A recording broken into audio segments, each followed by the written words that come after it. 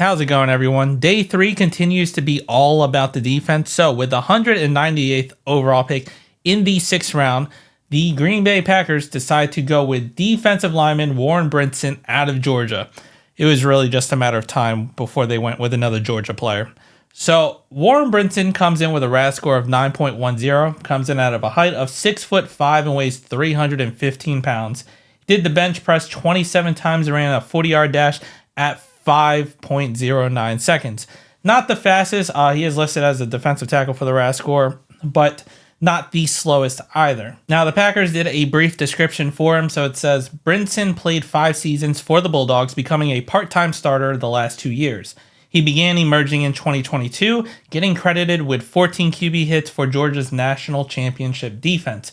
In starting 8 of 25 games over the last 2 seasons, he recorded 4 sacks as an inside rusher among 9 tackles for loss. He had 1 of those sacks and 2.5 tackles for loss in the SEC championship victory over Texas. So not a full-time starter, was kind of a rotational piece over on the inside, but did get a lot of reps. He stayed in his 5th year to get more playing time, which did work out very well for him. He got more playing time. He was able to hone his instincts, refine his technique, and become a quicker decision maker in certain situations. So that 5th year did pay off a lot for them, and a lot of scouts and coaches tend to like game experience. Now, despite playing 5 years over there at Georgia, he wasn't a redshirt freshman like a lot of players. He actually took advantage of the extra year of eligibility due to the COVID-19 exemption. So he played all 5 years.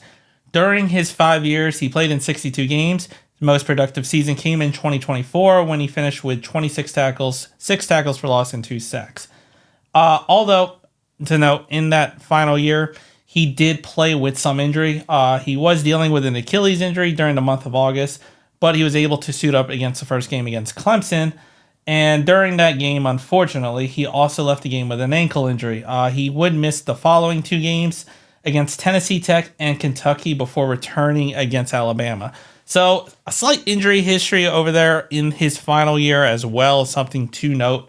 Didn't seem like anything that fully prohibited him, but something to note, there is a slight injury history with him, especially in his final year. Now, the area where he kind of excels more than the other, he excels more in the run-stopping department than the pass-rushing department. He's able to pretty much consistently stop the run. They've had multiple chances where they kind of tried to run right at him, but he's able to pretty much stand his ground and make the tackle and hold the edge also when he played the edge. He was very versatile for Georgia, where he did play on the outside, but also was able to kick back in. So he played all along that line. So that's probably another thing that the Packers like, is the fact of how versatile he is. Now, where I can see him fitting with the Packers is probably if, of course, he makes the roster and is able to crack some type of playing time, is a rotational piece in obvious run downs. Because once again, TJ Slayton did depart this offseason. So just like how in the 4th round we went with Baron Sorrell, this is probably another piece to kind of like add some rotation, some depth that helps stop the run. Just God forbid there's an injury, or maybe there's a very obvious rundown. It adds some flexibility amongst that defensive line. But let me know what you think down in the comments. If you liked the video, hit the like button, subscribe to the channel, and as always, go Pack Go.